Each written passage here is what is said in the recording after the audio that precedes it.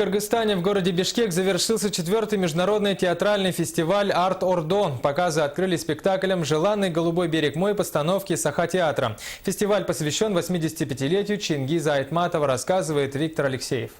Так уж случилось, с именем Чингиза Айтматова со спектаклем «Желанный голубой берег мой» связан бурный процесс духовного возрождения нашего народа. Своим талантом они вышли за пределы восприятия одного народа. Это люди, которых воспринял и считают своим все читающее сообщество.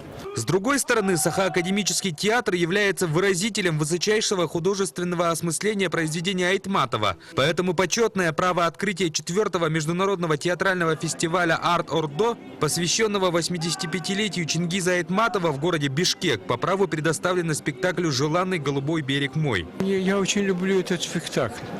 Должен быть великий материал, очень хорошая режиссура и очень хорошие актеры.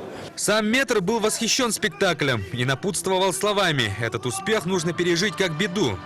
В течение более 3 десятков лет якутский театр достойно пронес испытания славой и получил всемирное признание. Когда человек читает его произведение, он чувствует не национальную колорит, а общечеловеческую ценность. Мне кажется, в этом и заключается его феномен. В рамках юбилейных мероприятий в Кыргызстане проходил международный Иссык-Кульский форум, открылся дом-музей Айтматова. Виктор Алексеев, Евдокия Избекова, Илья Жараев, НВК «Саха», Бишкек.